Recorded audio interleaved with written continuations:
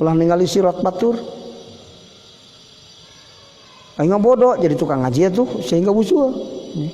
Aing pinter jadi tukang nguruk atuh sehingga usul. Aing fakir sing sobar atuh sehingga usul. Jadi beunghar sing syukuran tuh sehingga usul. Kitu entos. Sirat urang di mana? Sirat ka Allahna naon? Tah kitu. Mari we lamun kitu. Ya mah teu bisa naon geus kolot hayang nalar Quran dari batu-batu habis. kudu tahu diri lah gitu. Aing mah nalar kalah ka pode-pode kalah capek aing mah ulah-ulah nalar. Gitu. Kudu kumaha tuh? Nah, gitu tanyakeun heula ka urang. Teu kalogatan tanyakeun ka guru. Abdi mah kieu kudu kumaha ya sirat abdi.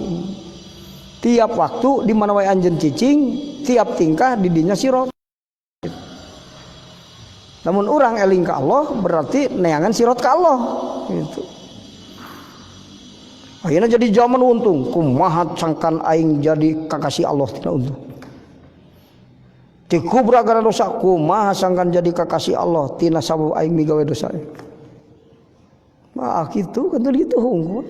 Jalan musuh bahasa dina tiap waktu, dina tiap tempat, dina tiap tingkah kudu kapangi jalan wusul tos kitu.